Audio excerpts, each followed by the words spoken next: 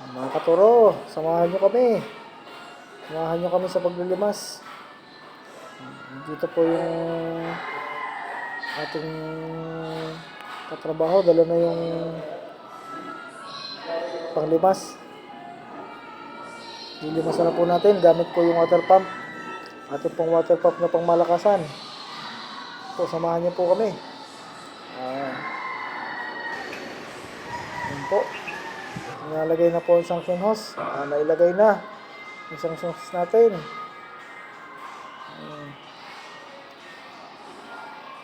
Kailangan po maganda ang pagkakalagay ng bato para hindi lumutang. Kung lumutang po yan ay hindi po sisipsip ng maayos yan. Kaya po dapat yan ay may lagay na mapabigat. Yan, naayos na po nila.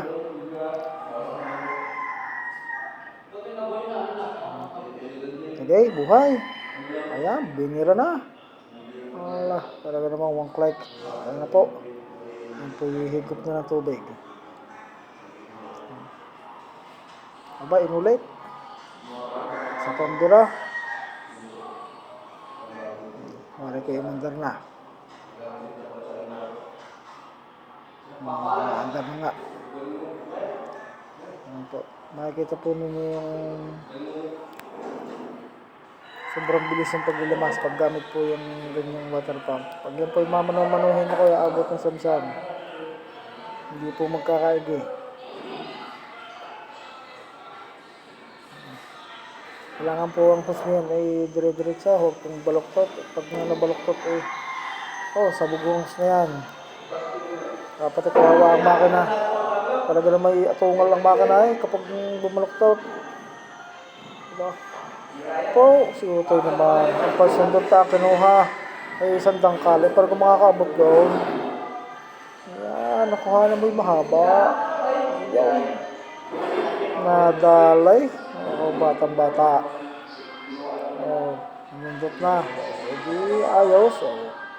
Ay, nasa dulo naman inaayos yung agos ng tubig. Yan po kaya malayo. O baka bumalik. Bali wala po ang ating paglilimas. Sayang ang gasolina. Kaya po sa malayo natin itinapon. Yan, medyo nakikita na po yung lupa. Yan po ipagdalimasan. Kailangan po ay linisin natin. Alisin natin ang putik. At pag yan po hindi inalis ang putik, pag nilagay po natin yung spacer natin centimeter, ay mababaliwala po yan. Lulubog po sa putik yung ating palagay na spacer. Ay mababaliwala po. Ang concrete cover po nun ay mawawala. Kakaunti po, manipis. Kaya po ang buhay ng bakal natin sa ilalim ay hindi po magtatagal. Yan po'y kakalawangan. Kahit importante po sa pagpupundasyon, minimum po natin sa ilalim ng lupa ay 7.5 cm ang ating concrete cover. Pero po ako, nag-a-advance po ako. Ginagawa ko pong 10 sentimetro para po sigurado na makapal ang concrete cover. Kasi po nasa lupa yan. Yan po'y mananatiling may tubig, malamig. Kaya po kailangan ay advance yung ating concrete cover. Ayan po, nakikita ng lupa. Nako, ay kailangan lusingin. Pag hindi nilusong, hindi makakasahid ng lupa. Yan ay hindi nahihigaw. Pag sobrang manipis na, kailangan ihukayin ng kaunti yung tapat ng suction hose. Pagkatapos isubsob dun sa medyo malalim. Hindi mo po ginawa yun, hindi na po ihigop yan. Kaya kailangan bababain. Huwag ka nang mahiya, toy. Bumaba ka na. Wala. Sige, lilays. Diba? Ayan. Binaba na.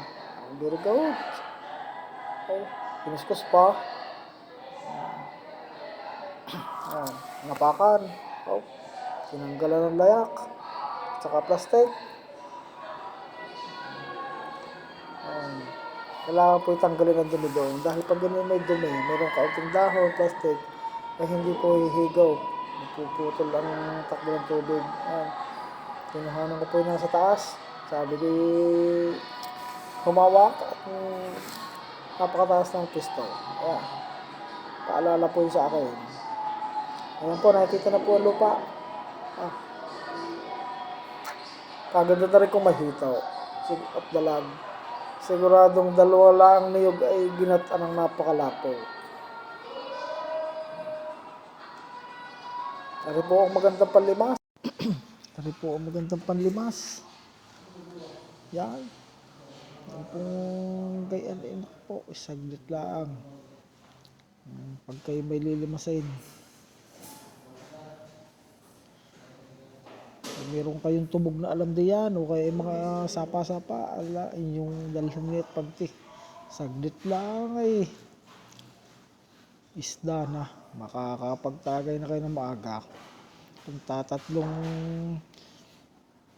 sali ng lasing imirong kayo sa maghapon. Mabos na po yung lupa, mabos na po yung tubig pala. Ayan. Wala, sinubsob na. Mabilisan po yan. Wala na pong tubig. Basta tubig. Napakadali po ng proseso pag kayo mayroong ganyan gamit. Hindi po katulad ng una na mano-mano. Talaga namang masakit na ang kilikili katataas ay hindi pa nauubos ang tubig. Ayan pong gayang mga kagamitan ngayon napakagaling. Napakabilis. Ayan, umakyat na po sila. Nilipat na sa kabila yung ating sanction hose at yung kabila naman ang lalagyan ng parilya. Aba, ay may risk yaw. Ayun, pipilitin. Ikaw ay hindi na madadali. At iyan ay manipis na ang tubig. Mamamano-mano na ninyo iyan. Kahit inyong tuwidin pa ang hose, hindi nakakayanin yan. Ikaw, tinuwid na. Nagpipilit, sakala kayo kakayanin pa. Magandang utaw pag ikay nadulos, naku po, ligo ka ng putik.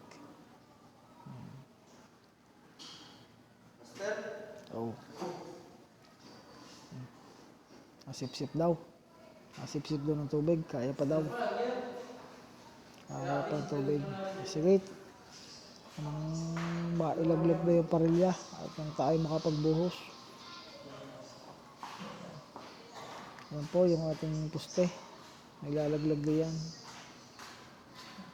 Wala ka po yan mailaglag ng mabilis. Pag hindi po nilaglag kagad at inulan. Tapos na. Abuti ng umaga. Ayan na po. Ayan na po yung parilya. Nilagay ng dalawa sa ilalim. Binuhat. Pinistaw. Iniha guys. Ala. Ay talaga namang kalabsaw na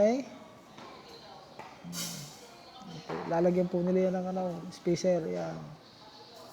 Higit pong 10 cm yan para po ang concrete cover ay sigurado makapal. Pag hindi po yung nilagyan ng makapal ako, kawaawa ang buhay ng bakal sa ilalim. Hindi po magtatagal ay kakalawangan. Kaya po siguraduhin natin at lagyan po natin ng bakal sa tigkabilang kanto, 4. Lagyan po ninyo ng tasak para hindi po mag-move pag nilagay natin ng poste. Sige, baba. Parolin po ninyo. Pag umpersahin, Ray, makabalian ka dyan. O sige pa, usad pa.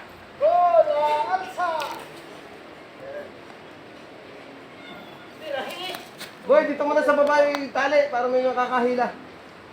Pag mahaba na. O sige, tayo Botoy, dito na kayo pumersa. Dito na kayo tumulong. Dito na. Hihirahin ko ano yung tali? Daboy, iikot mo pa ng isa. Kaya ka niyan. Ayan. Dito? Ha? Dito na hila para tutulak ko. Hindi.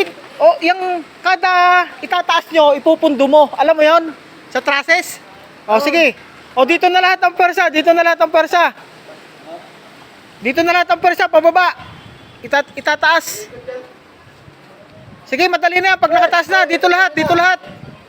Ikot ka na muna. Ibabaling mo na dito. Ikot ka, ikot ka. Okay, sige, sige, ikot eh. O yan, sige, okay na. Hila, pare, hila. Pare. Pare, hilahin mo.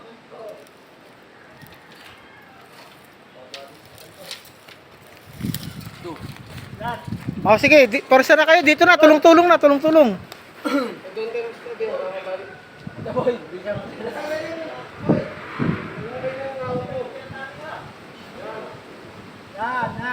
Okay. Huwag niyong itaas yan, huwag itaas yan. O sige. O, 1. O, 1, 2, 3. O, hila. O, pundo. Yan. O, persa. Hop. Taas eh.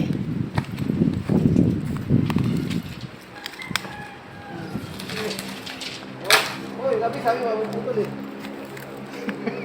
Yan. Oh. Hoy, dali. Hoy, nakakan yung tali. Nakakali mo na, boy. Hindi, sige, huwag mo muna itali. Basta itutulak lang, are. Hahapit ka lang dyan. O, sige. Tulak. O, sige. Yan, sige. Tulak. Hop. O.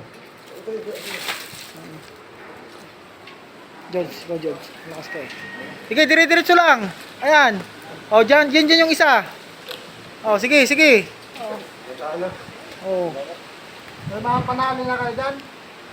Tulaki pa. I-balance nyo. Sige, balance nyo. Sige. Hindi.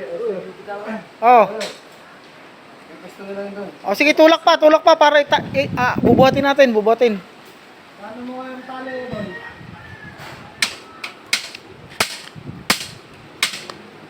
Balik mo na kaya sa ano, dapat hihilahin namin dito para tumas. Ano yung tali?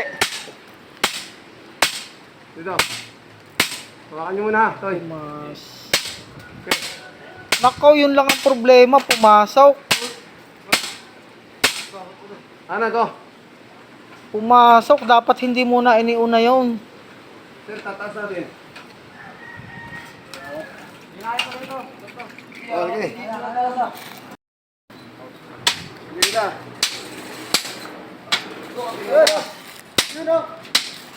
Hop, tama na. Kamaya ulit. Oo, tagay mo na.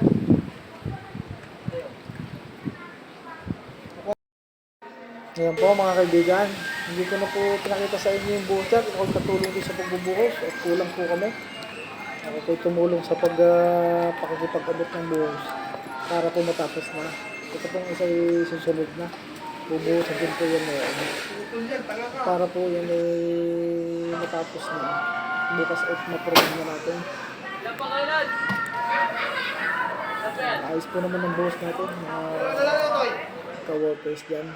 Ayan po, tapos na pong buhusan. Hindi ko na rin na-videohan. Hanggang sa huli po namin video. Sana po isamahan niyo po lagi kami sa aming mga gawain ng pangaraw-araw dito. Aming ginagawa. Maraming salamat tumitigas po. yan. Kahit yung Subscribe my channel. semento nasa tubig, Pindot ng notification mag-evaporate yung tubig niya, At tapos titigas siya. like and share para po makapanood ng iba ang aking video. Maraming salamat po sa inyo lahat. Kahit nga nasa dagat, Nakaturo. tumitigas yung semento. Problema yan. Kahit nasa tubig yan, bukas tigas yan. Ayan, tapos na yung buhos natin. Salamat, nakatapos tayo sa buhos. Bukas, ano na naman, pupupurmahan natin yung poste, yung dalawa. Okay.